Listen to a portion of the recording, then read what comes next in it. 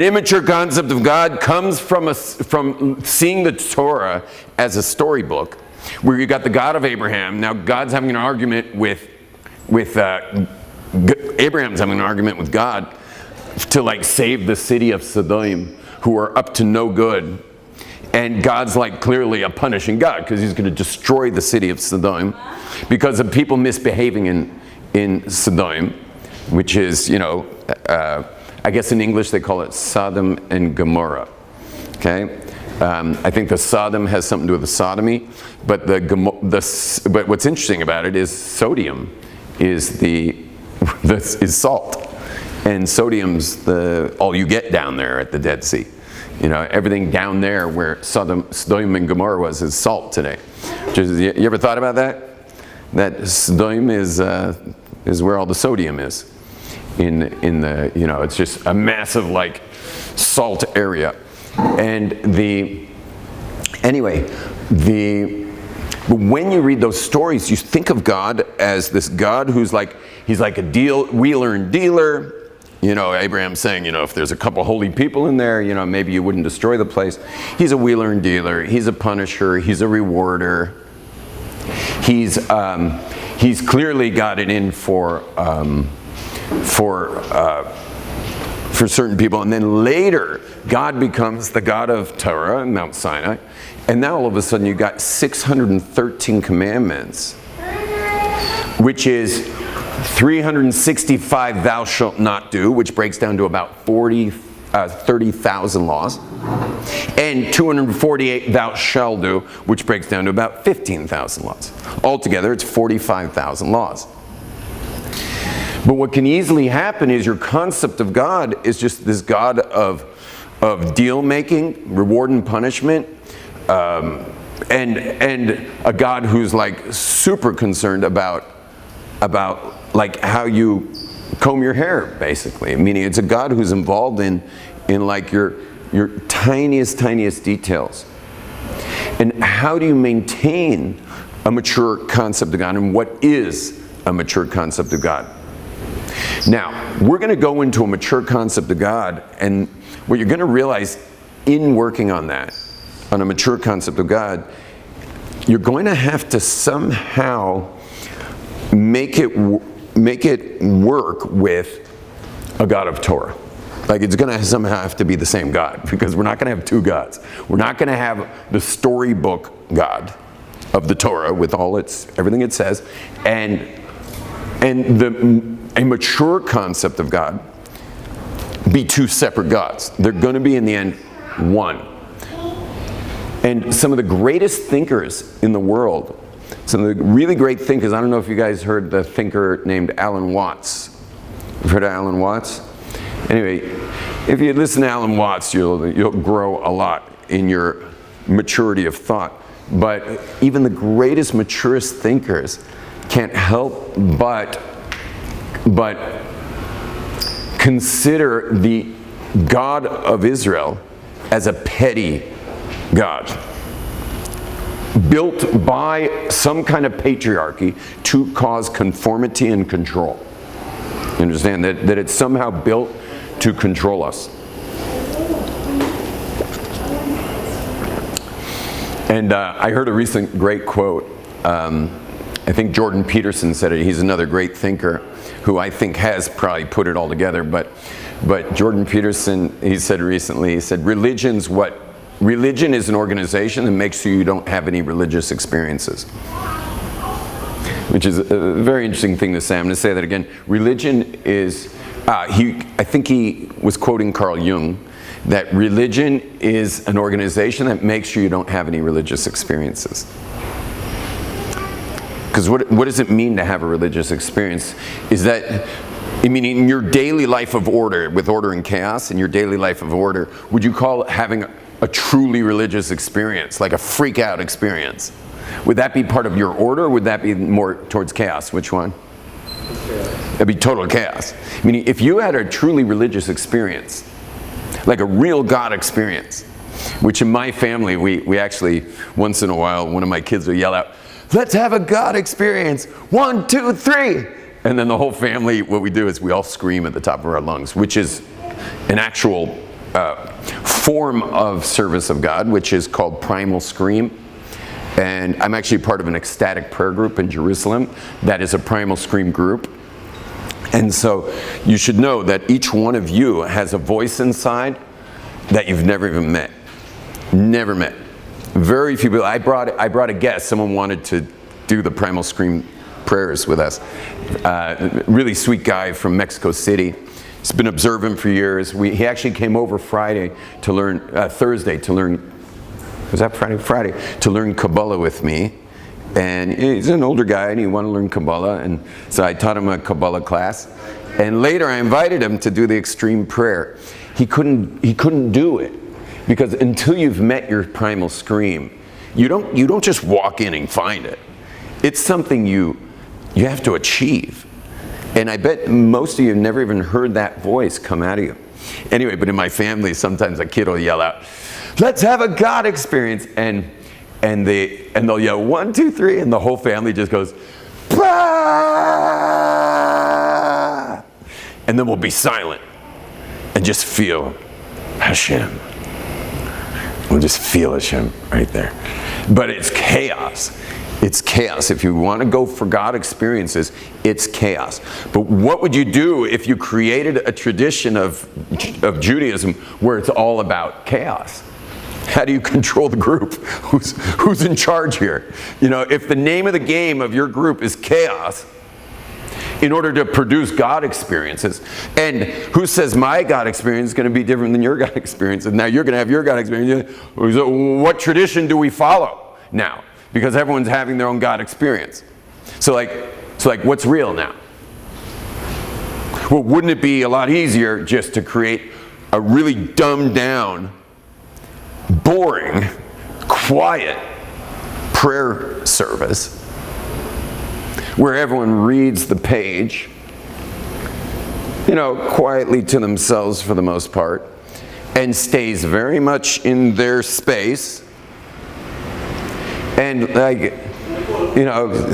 be normal, as they say. Be normal. Well, there's not going to be a God experience there, except for, obviously, the person who knows how to go in. Because there is such a thing as inner God experience. So the guy who knows how to go in, the woman who knows how to go in, will have their God experience, because certainly going crazy in prayers, going out to get to it, but there's also going in. Now, not every person's so good at going in, because there's 3 types of people. There's intellectuals, I call them ones, they're good at going in. There are interpersonals, which love people, not good at going in. And the last are the third types, which are the instinctuals. Those are like the earth people. And they're good at going in, but only when they're like hiking barefoot. Not in a prayer setting. It's way too many words on that page for the instinctual types. And again, every human being is either one of those 3.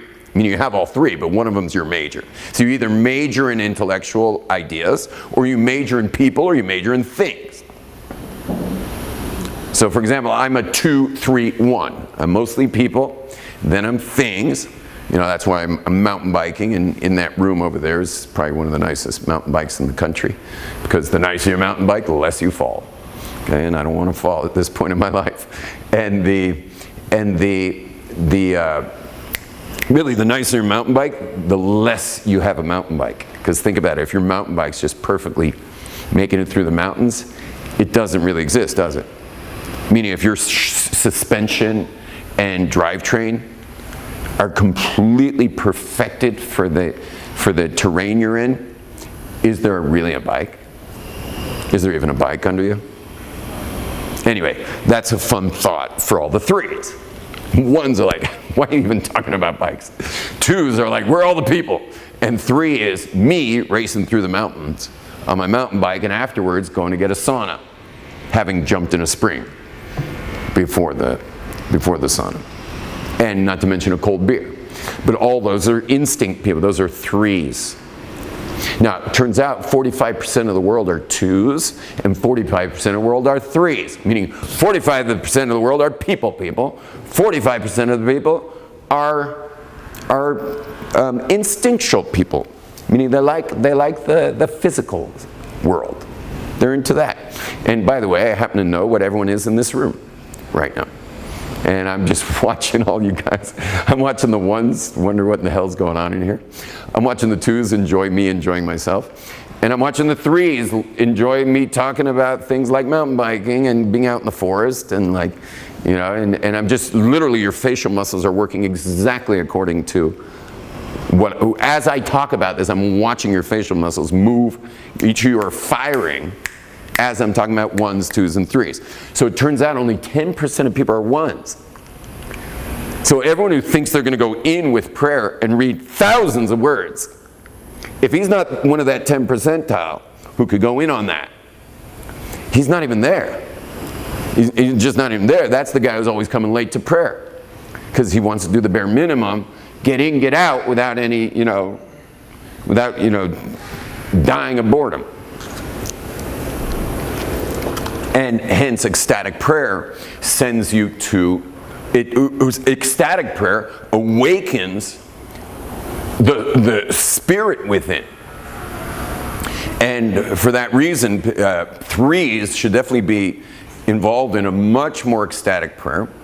And twos enjoy it because there's a bunch of people around. So me being a 2-3-1, I'm in a Hassidic shul with a couple hundred people. We're all in pretty tight. And you'd probably be thinking like, I don't want to be that tight with everybody. But if you're a two, you actually like being with lots of people all around you. So I like being close. In fact, even when I'm in my silent prayer, and I've got a guy brushing up on either side of me, and I'm in full-on meditation. I mean, deep, deep meditation. So it's a distraction to have someone next, like touching you. While they're like, my tallis is like touching other tallises in, when it's really packed in there. But I just put it as part of my meditation that like, I don't know where he's at and I don't know where he's at, but I'm with them, like they're, like we're touching. Like I'm actually in full meditation, touching these other Jews who've been screaming bloody murder for the last hour and a half. And now we've finally entered into the silent meditation. And it's a very deep place. But it makes us ungovernable. You understand that this is something that I just want to give honor to the Hasidic communities. Not every Hasidic community, but certainly the ones that are chaos. The ones that allow chaos in their community, like it's built in that there should be chaos, you got to hand it to those people. One example, there's a rabbi in Jerusalem named Rabbi Zilverberg, and he's one of the great teachers of Israel, and very alternative prayer group. So not only do you have full volume, and they got a lot of song. We don't do song, we only do scream, but they got song. But they also, everyone gets their own space, and in your space, you get to do whatever you want. Like there are no rules to what you do in your space. So people are really using their space, and it's pretty cool. So at one point during the prayers, I noticed that there was a tallis on the floor, a prayer shawl on the floor. So I went to pick it up, and right when I went to pick up the prayer shawl, because I was in my prayer, so I just kind of leaned down like that to pick up the prayer shawl, someone pushed my arm away. I'm like, what was that? I'm just trying to pick up a tallis from the floor. And then I look back, and I see, it's not just a tallis on the floor, there's a person under the tallis, and he's shaking. So it's the tallis going like this. It's like quivering underneath the tallis. In the middle, we're in the middle of morning prayers on Shabbos. And anyway, I continue praying, and I notice after a while that the Rabbi Tzvi Meir Zilberberg, is not at his podium for quite some time. So I was thinking that it was kind of interesting that he took such a long break. The Rabbi of the community like disappeared in like the height of the davening. Anyway, it was only a matter of like maybe 40 minutes. I mean, these people were going for the 2 hours intensity. About 40 minutes in, I see the tallis start to move again. The guy gets up, and guess who it is? It's the Rebbe himself. The Rebbe himself's flat on his face, shaking, convulsively shaking for a half hour straight underneath a tallis on the floor in the middle of the shul, like not even where he was standing at the beginning, at the front of the shul. That level of ecstatic prayer is religious experience. I know I never use the word religious, so I apologize. I'm only using it because Carl Jung said the famous quote, which is that organized religion has to do everything to make sure you don't have a religious experience if they're going to keep control over you. So I'm calling this God experience a religious experience. The reason I don't use the word religion, normally I'll just let you know. The reason I don't use the word religion is because religion is something you wished were true. And meaning it's a mythology that people who believe in it wish it were true. And they believe it's true. And they might even risk their life or sacrifice much for it. But Judaism isn't that way. Judaism is literally just a history of the people. We're a history of a people. A nation born in another nation, 10 plagues, split sea, Mount Sinai, and then, 40 years in the desert, come to Israel. I mean, there's no point where you have to start believing in anything. There's no guy in a cave you believe in that he said something. There's no apostles that you got to believe they saw what they saw. You're never believing anyone saw what they saw, because the entire thing is just simply the history of our people. The entire thing is only the history of our people from the beginning till today. And if you backed it up 100 years, all you'd get is just Judaism in the 1900s. And if you backed it up 100 years, you get Judaism in the 1800s. If you backed it up 1,000 years, you'd have Judaism in the middle, in the, whatever you call those times.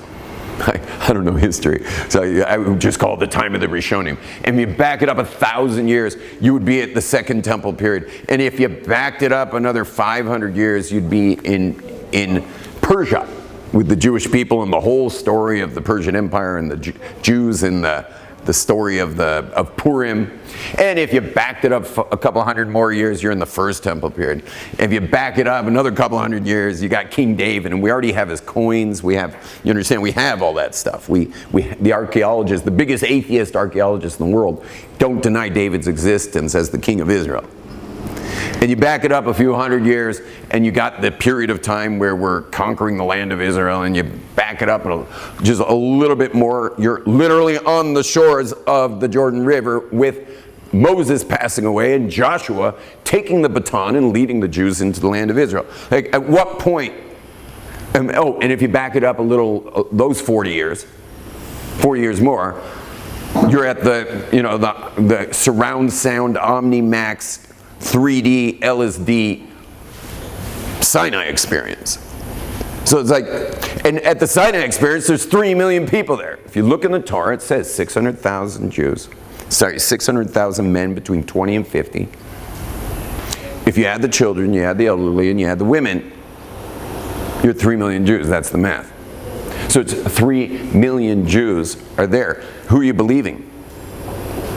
And who could have ever started such a thing? At what point did they start it? You understand? It was always this civilization called Israel. Our emunah is not belief. Our emunah is just our history. And in fact, you'll notice whenever we do the evening service, Ma'ariv, what do you say after Shema Yisrael? You say, Ve'emunah kol zois. Ve'emunah kol zois. And what's after the word zois is a colon. It says, and this is our faith. And then what's after the colon? Our history. It's a long paragraph of our history. Just goes through everything the Jewish people ever went through in our history. It's just our history. Now, let's go a little bit deep into the mature concept of God. I'm going to give over quickly the 4-second proof of God. You guys ever heard of proof of God in 4 seconds? No, you never heard it? Does someone here have a smartphone with a timer? Because I used to call it the 5-second proof of God, but I got it down to 4. So I'm like redoing it now. It's the 4-second proof of God. So get your stopwatch ready. Okay, it's got a little background. So the 4-second proof of God. Have you guys heard the 4-second proof of God? I gave over this proof of God to a PhD class of MIT physicists. Can you imagine? Like, that's a lot of fun to be able to give this class to MIT physicists, like 50 MIT physicists. And I only got one argument, and I put down that argument with one line. I got one, meaning one guy raised his hand, he had an argument, and it was a very short argument, and I was able to, you know, what would they say on YouTube? Destroy his argument with one simple line. Ready? So here it goes. I just got to give it a little background before we get to the 4-second proof of God, and that is just to understand what I mean by nothing. So like you might say there's nothing in this cup, right? Nothing. So is there nothing in the cup? Is this cup empty or full? No, it's full. What's it got in it? Air. It's got air. So that's just interesting in general, is that we don't really have a concept of nothing. You know, like your brain went to nothing.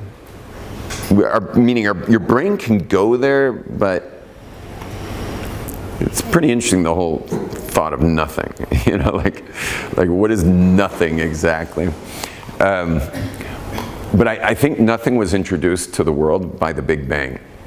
The Big Bang, which is the #1 biggest...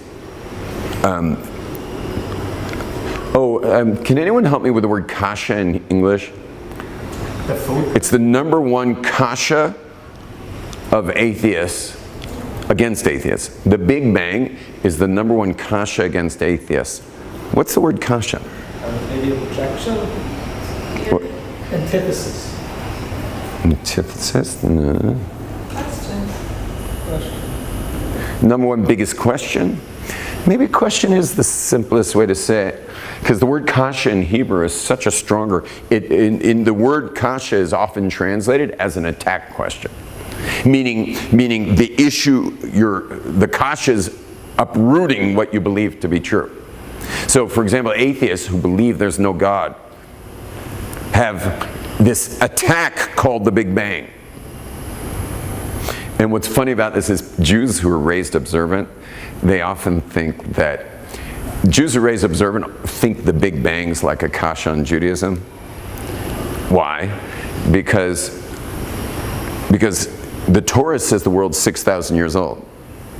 And so if the Big Bang says the world's 15 billion years old, so that means that the world's not 6,000 years old, which means maybe the Torah is not true. Right? You hear the kasha? So then they just think the Big Bang's like this major kasha on Judaism, which means it's a kasha on God. But it turns out that the biggest kasha, the #1 kasha on atheism is the Big Bang. Why? Because the Big Bang means that there was a beginning.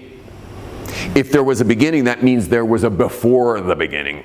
Now, what would be before the beginning of matter? What would be before the beginning of matter? It begins with an N. O-T-H-I-N-G. What is it? Together? Nothing. And you'll notice in those bastards, I don't want to call them bastards because they were trying to teach us when we were kids. But when I was a kid growing up, we were given the Big Bang as a fact, not as a theory. We were given it as a fact, and they always started it with a little tiny piece of matter that banged. They didn't talk about the fact that that little piece of matter would have to be created. So here we were kids being told as a fact about the Big Bang instead of it being a theory, and they were already putting a little piece of matter in there, which is cheating. You understand? That's a major discussion. Where did the little piece of matter come from, mister? But we were little kids, and we were like, okay, I guess we're just supposed to believe in this. But the bottom line is, for atheists, is that the Big Bang is a major kasha. what's the kasha? Is that if there was absolutely nothing, so what did God use to create the world? If there was nothing, what's the world made out of? If there was nothing, could there ever be something? Meaning, let's just say that I could somehow scientifically suck the air out of this cup. I suck the air out of the cup. Of course, the cup would collapse, but if I suck the air out of the cup, hermetically seal it, and we come back a year later, what's in the cup? Let's say there's nothing in the cup. I come back a year later, what's in the cup? Everyone say nothing, please. Can you say a little louder? Nothing. Even louder? Nothing. 1, 2, 3. If there was, so we come back a year later. What would be in the cup 1,000 years later? The flip side of the cup. What? The outside of it. What's that? Yeah, that would be there. Fill the cup. I understand. All this time you thought there was nothing, but then there was what's behind the cup. Yeah, that's a very deep thought, actually. And we could go there right now, but right now I'm just trying to get everyone to say nothing. Okay? Now, we come back a year later, what's in the cup? Nothing. What's in the cup 1,000 years later? Nothing. Million years later? Nothing. Trillion? Gazillion? Nothing. What does nothing make? Together? What does nothing make? Nothing. What does nothing make? Nothing. Everyone say nothing. Nothing. If you have nothing, what does it make? Nothing. Before there was something, what was there? Nothing. That we know of. No, nothing. Nothing we can understand that we know. Yeah, nothing that we would ever be able to understand. Don't forget, your mind is like you're saying. What's your name? Avital. Like you're saying, Avital. The mind is couched in space and time. It's really interesting to think about that because we're all like dedicating our lives to this being. That's not a thing, and your mind could never get around it. It's like, what are you even doing?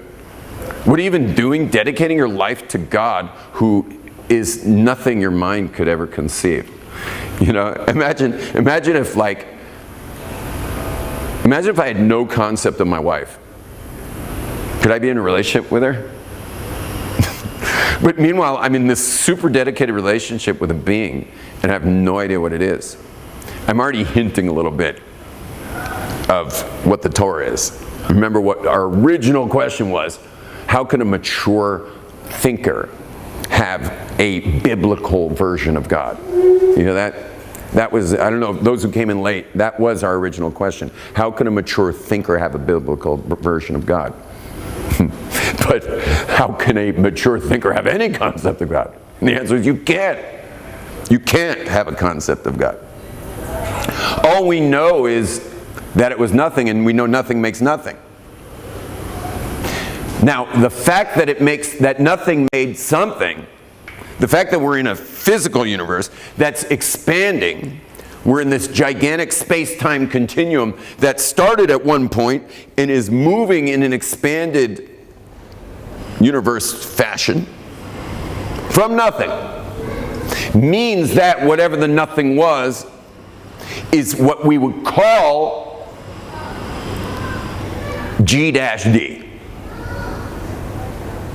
So you ready for the 4-second proof of God? Get your timers ready. Here we go. 1. You're going to record it. What's your name again? Benny. Oh, I never got your name. Did I get your name? Benny. Benny, ready? Okay. On 3. Ready? I got to get this in 4 seconds. 1, 2, 3. Before there was something, there was nothing, and since nothing makes nothing, and now there's something that must be, nothing was God. 4? 4:45. Oh, that's terrible. Let's try it again. Ready? Start again. No, I got it in 4 yesterday. Okay, here we go. 1, 2, 3. Before there was something, there was nothing, and since nothing makes nothing, now there's something that must be, nothing was God. 376. Yes! The 3-second proof of God. 376. You guys got the proof of God? Shall I slow it down? Okay, you guys will help me. Just say nothing again. And don't forget to say something at one point. So, before there was something, there was nothing. And since Nothing. Made Nothing. since nothing makes nothing, and now that there's something, it must be that the nothing was God. At which point the MIT physicist raised his hand amongst 50 physicists. The guy raised his hand and says, and his friends were really happy about this because someone had to stop me. Someone had to stop me. And I'll explain why in a second. And he raises his hand and he says, a rabbi, it's a little presumptuous to call the nothing God. And that was his kasha. And my answer back to him was, tell me, Mr. Physicist, what does God mean? And his face contorted a little and he thought. And he looked at me and he says, touché. You see, there's two versions of God. There is a immature version of God, which is like it's Bozo the Clown, somewhere outside space and time. And there's a mature concept of God, which is the one we're discussing right now. And so the physicist who raised his hand and says it's a little presumptuous that you call that God, I bet you that guy as a kid had some kind of biblical upbringing. I don't know if he was raised Muslim or raised he's Jewish. I don't know if he was raised Christian. But he was raised in some kind of a biblical narrative God. And so for me to call the nothing, that's, as Avital said, is completely inconceivable, to give it that biblical name to that physicist was a kasha. You really think I can use, Attar, you really think I can use the word question? Query? Kasha is such a stronger attack, But you understand, that was his kasha, which is what we're talking about today. And I know I've been weaving this tapestry, and you guys probably thought I was talking about all different kinds of things this whole time, but I wasn't. Do you get that? You realize I've been talking about one thing this whole entire time, which is what I opened with, is how do you have a mature concept of God while still having a biblical concept of God? And another thing that we got to already is, another thing we got to already is that if you have the mature concept of God, you can't have a relationship with it. Other than, obviously, a very kind of more Buddhist being relationship. Because if you were to go to your deepest state of being, and I could lead you guys in breath work and take you there, because anyone can go there. But if you went to your deepest state of being, and I would suggest if you wanted to do that, you should be celibate and fast for a couple years. Meaning leave the world. And then maybe you could leave the world enough that you left the world to the before the world, to the nothingness, and then you could be in a relationship. And weird that this book says, be fruitful and multiply? What? That's the first thing in the whole book? What? Why would that be the first thing? I mean, here's this being that's so big that there's no way even to have a concept of it to begin to have a relationship with it, who happens to be an author, gives a book. You get the book, you open the book, you're expecting something deep, and the very first thing it tells you is here's something fun. Be fruitful and multiply. And it's okay, it looks good on the cover. Like the first page, I guess God put that there so you'd keep reading. But it's an iceberg commandment. It's a real iceberg commandment. You know what an iceberg is? Iceberg, you see the cute little iceberg. You take a trip to Alaska, you see the iceberg. And the tour guide's see that iceberg over there? And you're yeah, that thing's huge. What is that, 200 feet? He's no, it's about 2 miles. 2 miles? No, it's 200 feet probably. See, yeah, you're seeing the tip of the iceberg, man. That thing's 2 miles. So you go ahead and you be fruitful and multiply, and next thing you know, there's only one way to be fruitful and multiply, and not have your kids turn into absolute animals, and that's marriage. Well, marriage is about 6 tractates of the Talmud. And now these kids are coming, because, right, the only way to have kids is you got to have a couple. The only way to have a couple is you're going to have marriage. And the only way to have marriage is to have a contract. Because if there's no consequences in a relationship, the relationship will not last, because people are messed up people. People are crazy, including everyone in this room and myself included. We're nuts.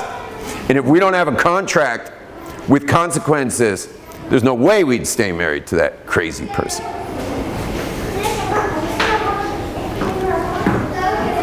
And so you got to have couples. It's telling us to have kids. Now you got to have kids. But now that you got kids, man, you ain't no Buddhist monk, because you got to feed those kids. And if you're going to have to feed those kids, you're going to have to work. And you're also going to need a home. And once you got to feed kids, and once you're going to have work, and once you're going to have a home, well, you're going to need 3 more tractates. You're going to need Baba Kama, you're going to need Baba Metzia, and you're going to need Baba Basra, which is real estate law, to put those kids. Not to mention some real estate to put your business, or to put your farm, or to put, and you're going to have neighbors, and there might be discussions about whose line is, where's the line of our property? That's going to be Baba Basra. Now you're back in the Talmud again. And how can I have a relationship with a being who's inconceivable, unless there's the stories in the Torah that talk about the interaction of Adam, of Shais, Enosh, Canaan, Mahalalel, all the way down to Noah and his son and the flood. Was there really a flood?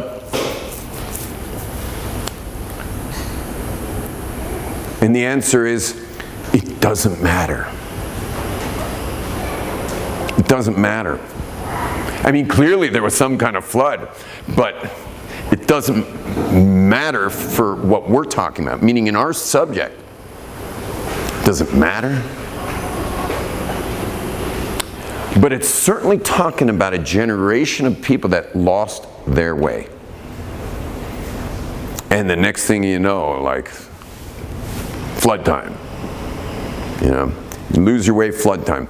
The story of Sodom and Gomorrah. Sodom and Gomorrah. A civilization lost their way. Flood time. Both stories speak about a loss of the original sexual union of male and female, meaning it gets confused over there. And then the civilization's wiped out, like gone. I suggest you guys Google ancient artwork of civilizations that have disappeared. Any civilization that's disappeared, you want to hear something crazy? Every civilization that's ever existed in the world, if you look at their artwork, which could go all the way back to cave paintings, certainly the artist was good enough to create a male or a female figure. You understand? I wouldn't say they're the most sophisticated artists in the world, but you can figure out if it's a man or a woman in the cave paintings. Right before a civilization disappears, you'll notice that the artwork goes gender neutral, and then they're gone. That civilization is wiped off the world. Meaning, we know about the flood, we know about Sodom and Gomorrah, but we know that every civilization that has ever disappeared in the history of the world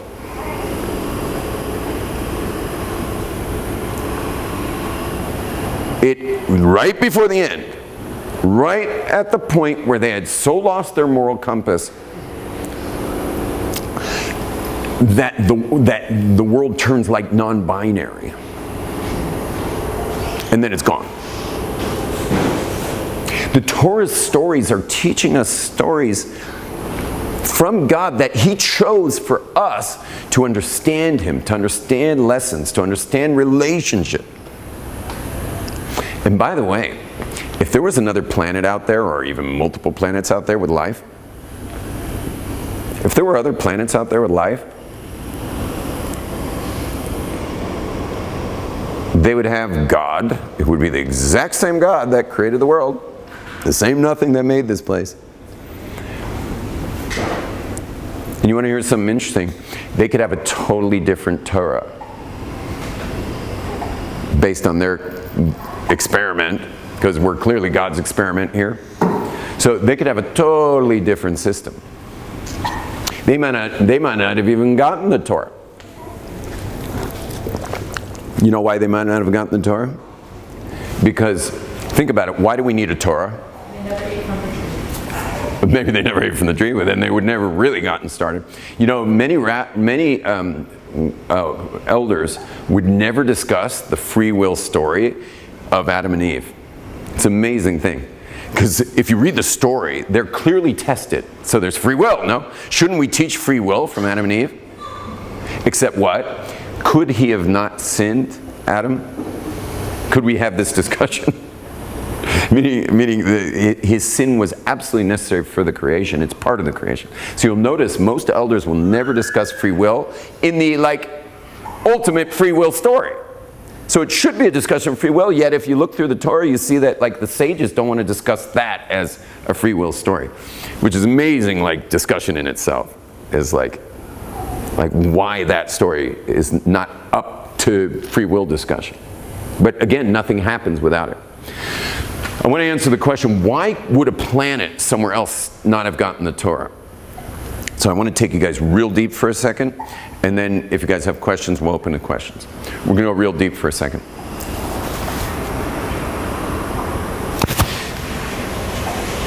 God created the world with light.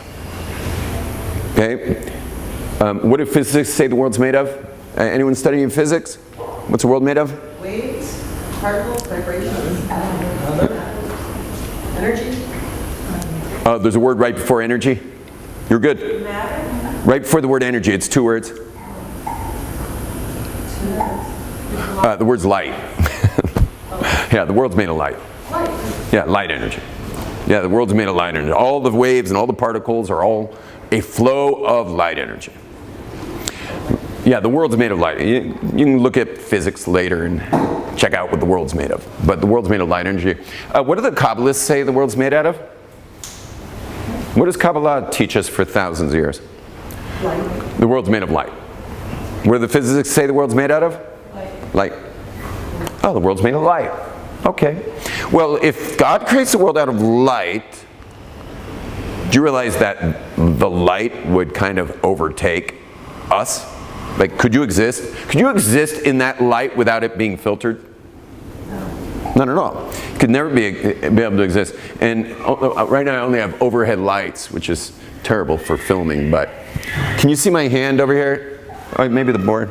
You see the shadow there on the board? So we got light, and I'm now filtering that light, and now we have image, matter. Okay? You can't have matter unless the light's filtered out, because the light makes light. Okay? Light makes more light. Light makes more light. Light makes light. It's like a bulldozer. Okay? Anything that makes it is. So how does God ever make a world if the whole world's made of light? Answer, by filtering the light energy. Well, how do you filter light energy? Well, you create waves. You create patterns. You limit it so that there can be something other than light. Now, of course, what would happen if the light shut off right now? What would happen to the image? But my hand's still there. So it's very interesting. Is my hand creating the image, or is the light creating the image? Yeah, it's a deep thing to think about. What's really making this place? And the answer is the light's really making this place. The settings of our world are specific to our world. You can't see through this place. Before Adam and Eve ate from the fruit, they could see through it. Adam named everything in the garden. When I say he named everything in the garden, he didn't name the dog Elmo. Meaning he named it Kelev. He named it Kalev, loyal. The word Kalev, like a heart, loyal. He He saw everything, but he saw everything, traced it all the way into the light, and then was able to see how the holy 22 letters wove their way into that particular thing, and then named it. And that's why the Torah says, whatever he named it was its name. It's like, what else are we going to think? You know, there was no one else around that was its name, as opposed to what everyone else was calling it. There was no one else. Why does the Torah say it was its name? Because Adam saw from this edge all the way up to the light edge, saw how it wove its way through the filters into dog, into Kelev. That's how our world works.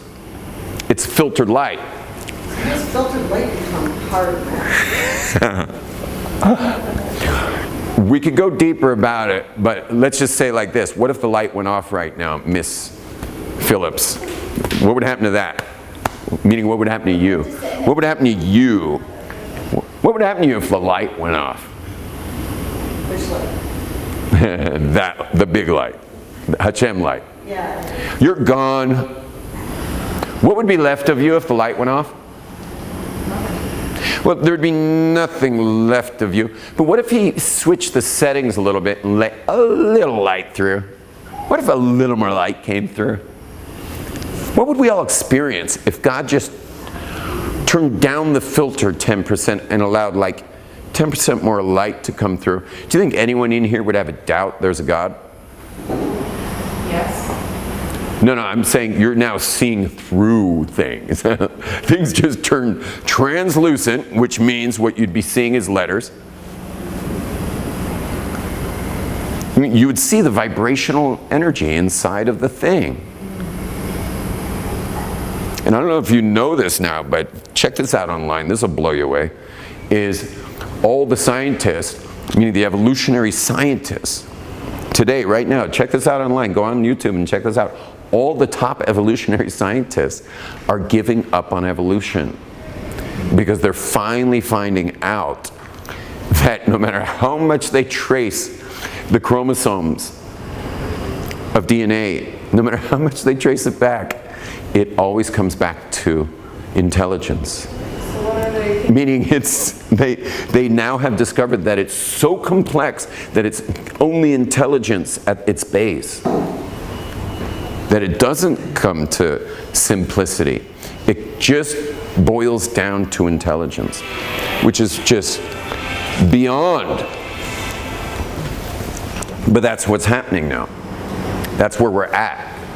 So if God changed the settings and just turned down 10% of the filter, would there be a non-believer on earth?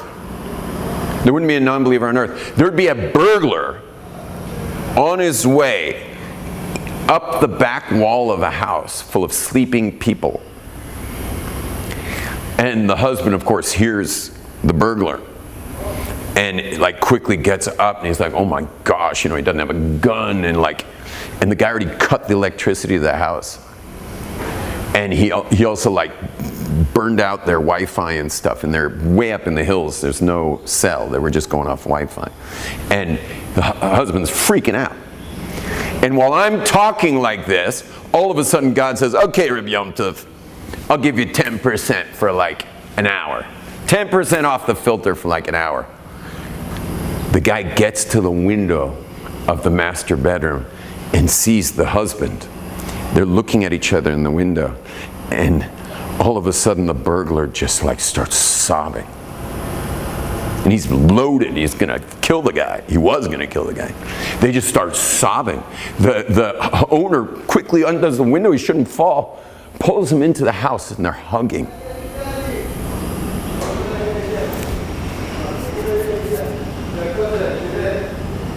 And that's why the other planets out there might not have gotten a Torah, because who says their settings are like ours? We've got very strong settings here of more filter than light. There are meditative practices that create more light than filter. There are breathing practices that can create more light than filter. There are chemical compounds and even natural compounds that create more light than filter. So people do have access. And now with our understanding in physics and now with our understanding of so much,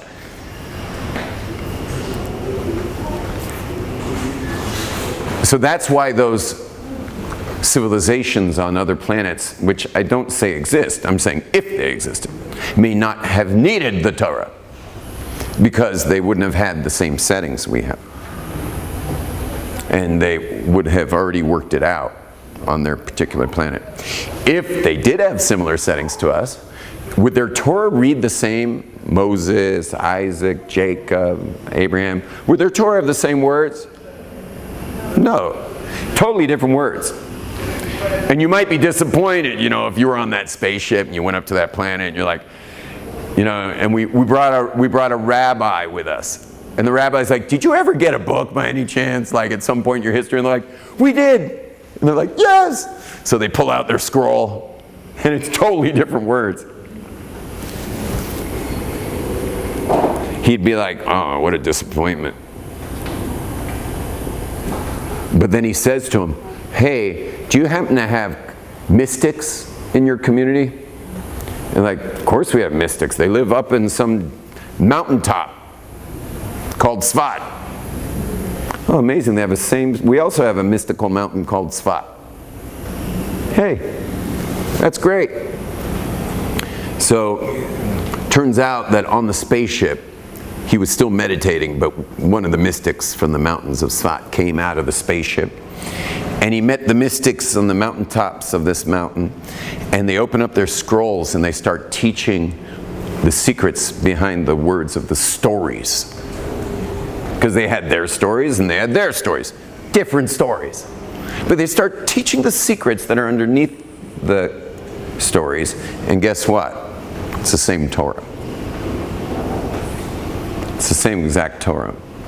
Because the Torah we're reading is not just to teach the stories so that you learn how to have a relation with a being that you can't have a relationship with because it's inconceivable except for that which the prophecy of Torah teaches us how to interact with this being. But it also has in it, embedded in it, the secrets of the creation itself. The actual secrets of the entire creation are all within those letters, which are numbers, which is a system of strobing light, which is ultimately our world.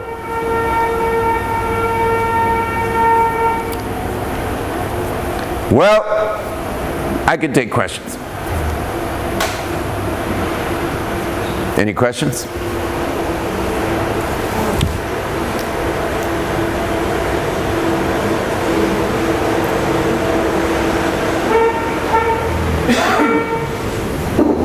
How is the existence? Yeah, here comes the questions. Okay, we'll start with you. How is the existence of the world in space and time not a contradiction? How's you have to ask again because a tractor just drove by. How is the existence of a world which is comprised of space and light and things that are very finite and not a contradiction to God, who is infinite, should have encompassed that space?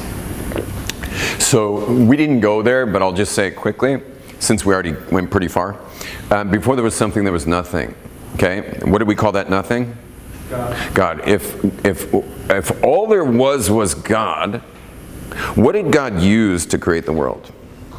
Listen carefully. If all there was God, what did God use to create the world? Himself. So you think this world's finite. This world ain't finite.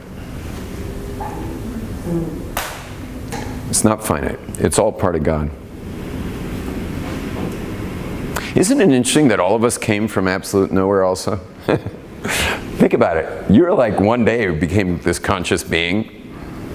You were in the mother's womb, so you had no way to really understand what was happening, but like you came from nothing. And what's humanity's biggest fear? What's the biggest fear besides public speaking? Annihilation? Death. Yeah, Death. But meanwhile, you've never met a person who didn't. Meaning, what is the fear of death? The fear of death is that everything you are and everything you've made will amount to zero, to nothing. Yet you've never met a person who didn't start off from there and doesn't seem upset about it whatsoever. We all came from nothing, and we're all pretty cool with it. Like I've never seen anyone have any anxiety over the fact that they came from absolute nothing. It's the same fear. And we all, what's that? It's the same fear. That I come from nothing and therefore I go to nothing. Right. Exactly, but it's just weird because everyone seems pretty cool with the fact that they came from nothing. Because we're future obsessed. We're future. Well, we're obsessed about not going back to nothing. Like, I don't mind coming from it. I don't want to go to it. But it's just very interesting, and it's also very interesting that you have an eye called a consciousness. Like you have an eye in there, and that eye has never been found in science. They can't find it in brain scans. Not an MRI. The brain scientists, did you know this is the second biggest kasha, the second biggest attack question of atheists? The number one biggest question is, where did this world come from if there was nothing? The second biggest question is consciousness. The truth is they have a third one that they say before, but only because they believe it came before, which is organic life. They don't understand how organic life came from gases, like hydrogen or whatever. They don't get that. What's his name? Who's the biggest atheist in London? Richard Dawkins said they said if you had three questions you got answers to, what would the three be? He said, where did the world come from? Where did organic matter come from? And where did consciousness come from? Those are the three biggest kashas, obviously, on atheism. And he's the most outspoken atheist. But one thing I just want to develop that for a sec is that, what was I saying right before that? Consciousness.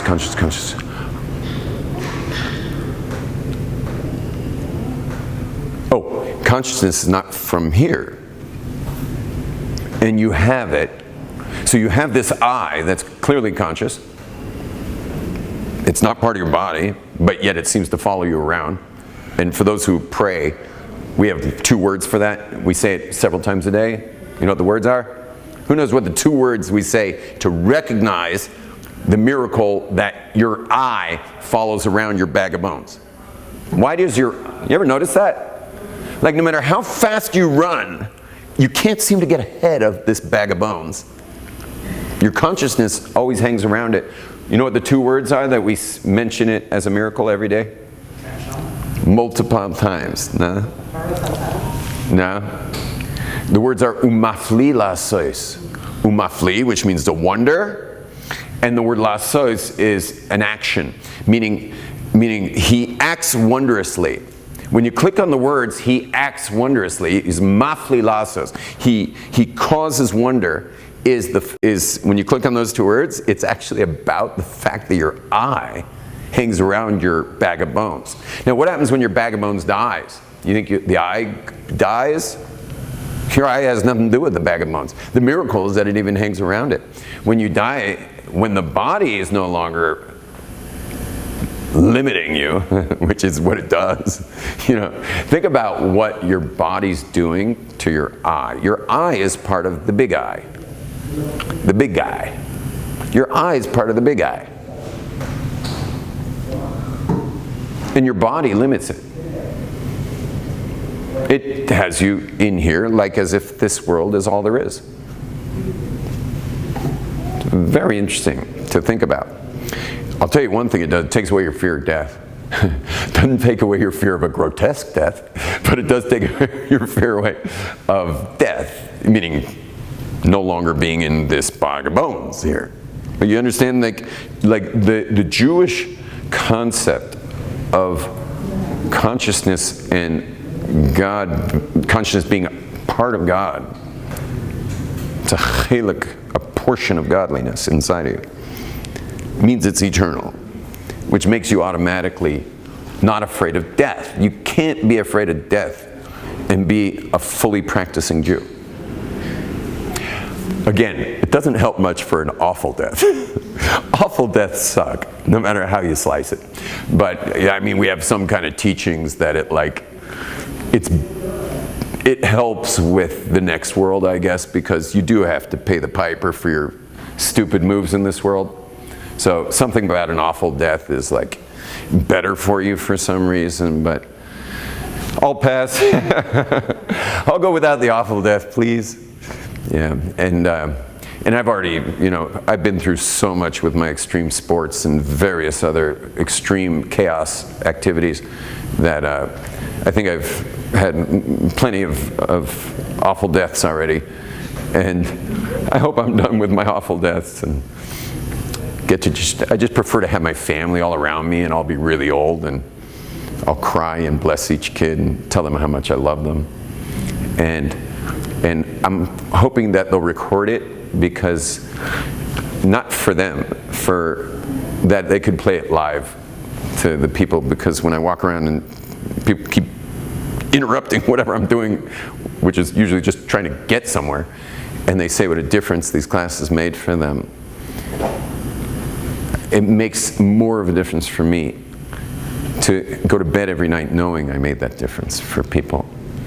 And the only reason I say this is to let you know what a difference you make. And if you aren't making that difference already, start to. Because that's how bad it is out there. That's how bad it is out there. And if you need more wisdom to start making that difference, so by all means, be selfish now and get it. Go learn and gather your wisdom so that you can make a difference for people. Avital, you had a question? That was a long answer, but it's all God. This is an illusion. Yeah? I'm far away from my question, but I guess it's going back to the removal of light. And the question is, in regards to Sinai, is that removal of light? Removal of filter. Filter? The Mount Sinai experience for the first 2 commandments was removal of filter. And all light? No. I mean, not all. If there was all light, then our whole world would have been blasted to light. So it wasn't all light. God does have a dial. so like, if God wanted to if He wanted, right now we're on lot of filter. So at Mount Sinai was very little filter. It was so little filter that our sages say, first of all, Mount Sinai was bigger than the splitting of the sea. And our sages say that at the splitting of the sea, the most simple handmaid, meaning she was a handmaid she was a servant in Egypt. A servant in Egypt of some wealthy family. Like the most simple handmaid in Egypt saw a greater visage of God, meaning she had a higher prophecy, just walking through the sea. Just walking through the sea on dry land. She had a greater prophetic experience than Ezekiel,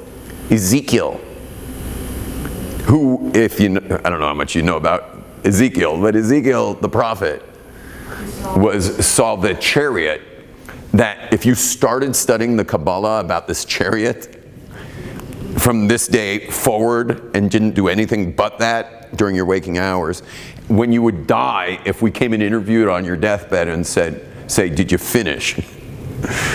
You would not have finished studying about the chariot that Ezekiel explains just in the first chapter of Ezekiel. Just one chapter explaining the chariot. You would spend the rest of your life studying this stuff, and I know people who study the chariot. And believe me, they've gotten nowhere. And they've been doing it for decades now. And the chariots, I don't think a person in this room would stay sane. If you did stay sane, you'd probably come out a heretic. Wait, did I just say that? So I'm not sure a person would live. I'm not sure you'd live, meaning you might have a cardiac arrest. If you lived, you might come out crazy. You'd likely come out crazy. If you didn't go crazy, you'd probably come out a heretic. Because, why? Because of the things you would see would be so powerful and so mind-blowing, so overwhelming, that you would say, that thing you saw is running creation. And therefore there's no God. That's your heretic now. Because you saw something so big running so much of this world that you'd just say, oh, okay, I guess he's in charge, you know. That's what you would do. And so there's like not a person alive today who could go really all the way with it, all the way with the chariot studies, and walk out of there unscathed. And the simplest handmaid, just like walking across the seafloor, was seeing that, and that was nothing compared to Mount Sinai. So we're talking about the volume of filter was way down for the splitting of the sea, and then God just went even more down. And when it went more down for Mount Sinai, the Jewish people approached Moses after the second commandment and said to him, like, we're out, man. Like, we don't want any more of this stuff. And Moses said to them, you don't understand. Like, God's trying to, like, set you up for all time. For all time. You know what your history's going to be like? You know what you're all going to be going through? Like, he's trying to create a collective unconsciousness. Did I say that? He's trying to create a collective consciousness. It's really unconscious, but a collective consciousness for a people that he's going to protect. If you call that protection, but protect through the biggest hell of tunneling through history with all the Gentiles, the 70 wolves surrounding a sheep throughout all of history, to have you somehow presentable at the end of days, as if it's about you, which it's not, by the way. It's not about us. I know Jews love to say like the whole creation about it. It's about Hashem. He's just going to have us around as witnesses to the truth of the whole system. You get that? You get what I'm saying? We're nothing but witnesses he'll present at the end. You think God's that interested in us? He likes us. You can even say he loves us. But we're a little bit disappointing, you know. Imagine the Jewish people were your wife. I personally would be divorced a long time ago. Name a Jew. Name a Jew that you'd be happy if he or she were your wife. I mean, just me, like you might think, well, the rabbi, you know, wouldn't the rabbi be like, wouldn't he be someone worth having as a wife, you know? I mean, imagine I go to bed every night and there's a digital counter, like a red digital, like old school counter on this side, and there's a red old school counter on that side, and it's going through like the seconds of the day, and it gets to 24 at midnight. And the left side is how much I thought about God, and the right side is the time of God creating me. How'd I do each night? How many seconds? Was there a second of the 24 hours where I wasn't directly being created from nothing to something, nothing to something, nothing to something, strobing into existence from absolute nothing into something, to have this experience with you right now? Was there ever a moment where God wasn't fully invested? Not a moment. How would I do on the counter? But it's not an effort for him, and for us it's an effort. It's not creating. I understand, but he created people to experience him.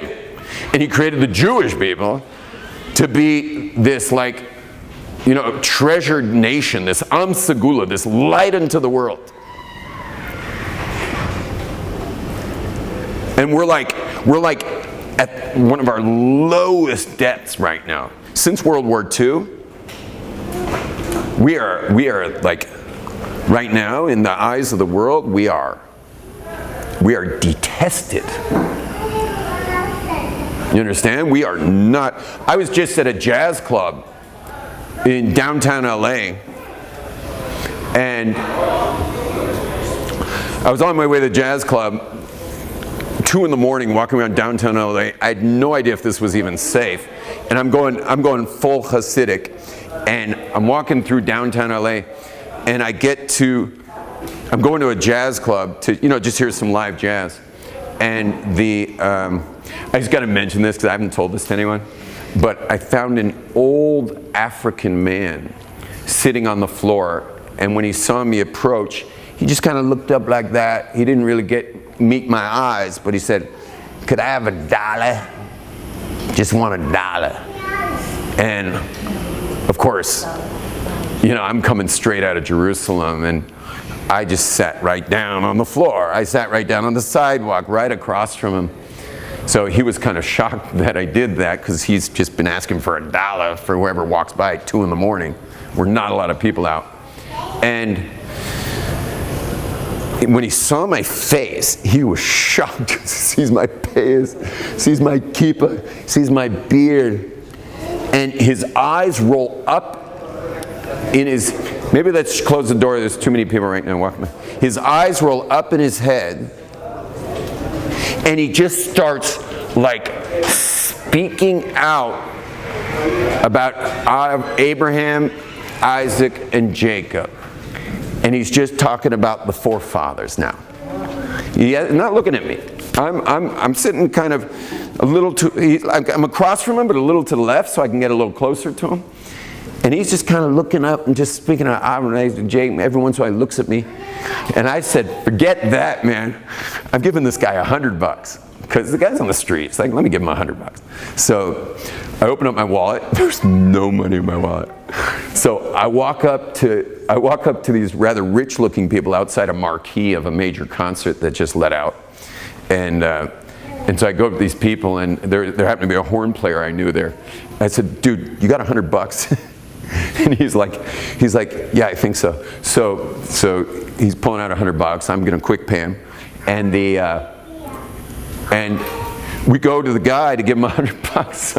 So we get to the African man, and I'm like, "Here's $100, man." And he goes, "I don't want $100. I asked you for $1.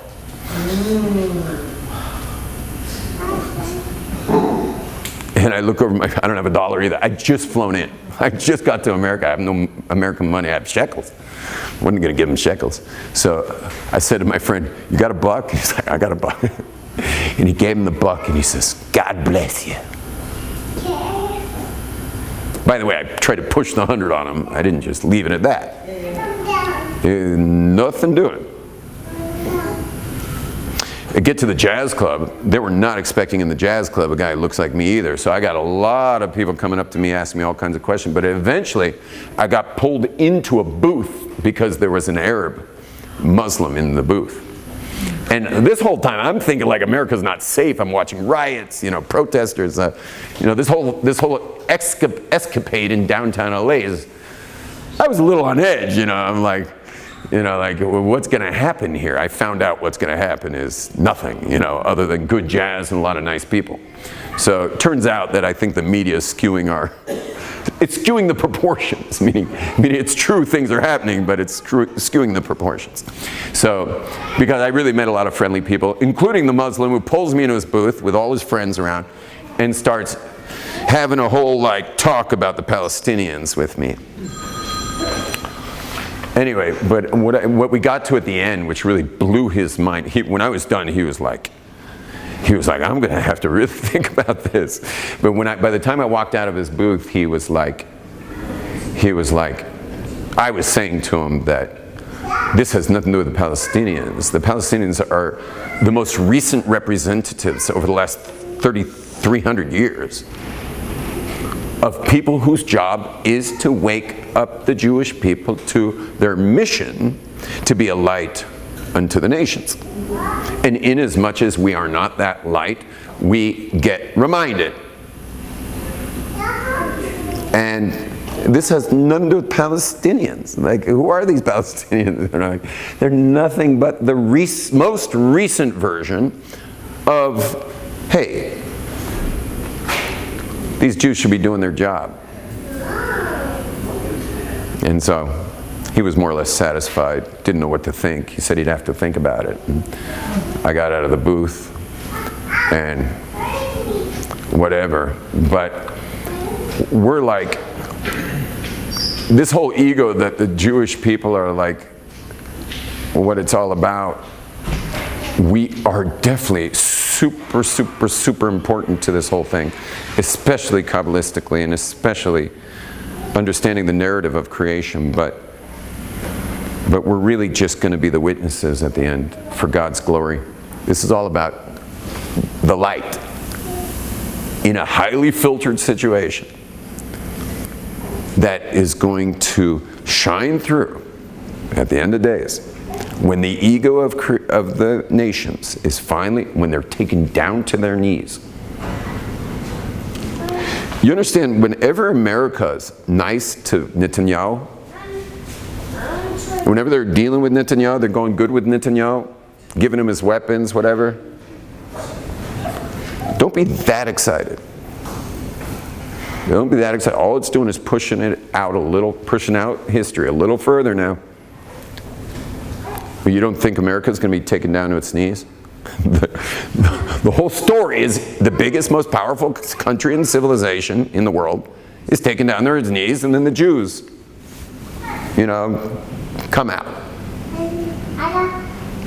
So what's the most powerful country in the world?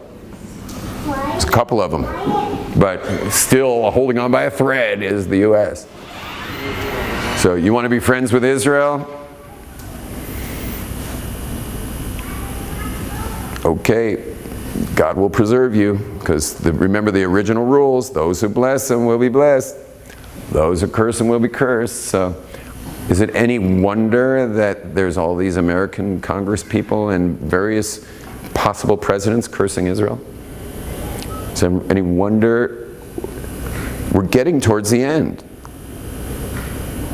And so all these nations who are forgetting those lines in the Torah, that whoever blesses us will be blessed, whoever curses us will be cursed.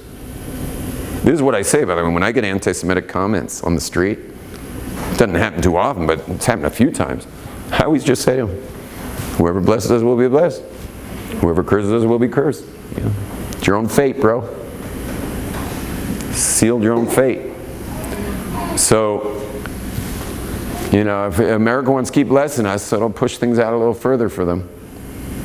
But if you know history, I doubt it's going to stay this way.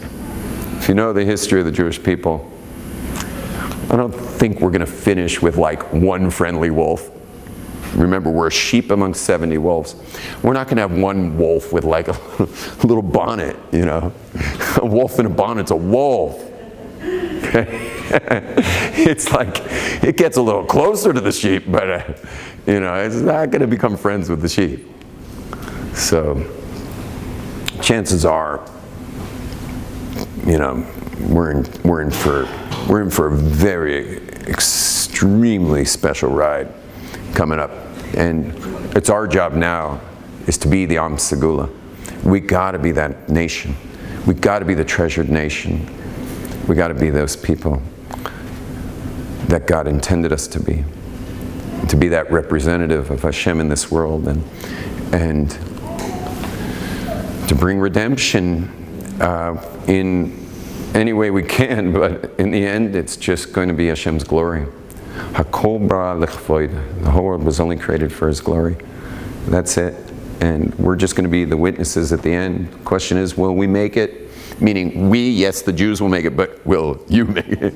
No promise individually. So let's do our best, each one of us, to be the holiest Jew anyone ever met. People should see on a weekday and say, Good Shabbos. No better compliment than being seen on a weekday and someone says, just Good Shabbos, and then realize, oh, it's not Shabbos. You should be that holy. And people accidentally say Good Shabbos to you in the middle of the week.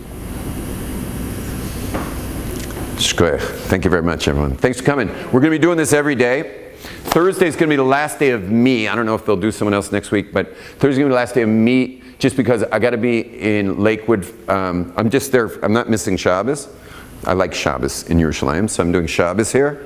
Flying Motzi Shabbos. I'm going to fly back Erev Shabbos. So I'm not here just Sunday through Thursday of next week. But we're going to be doing this every day this week. Every class will be its standalone experience. And I don't mind leaving the class up to you. If you want to come in with the title, with the subject, with the question, that'll be the class. And I can move mine to the next day, because I'm here for you, I'm not here for me. And we'll get started that next week on Sunday. It's going to be Sunday through Thursday, every day of the week, unless I am out the country. Shalom, everyone. It's a pleasure. Thank you.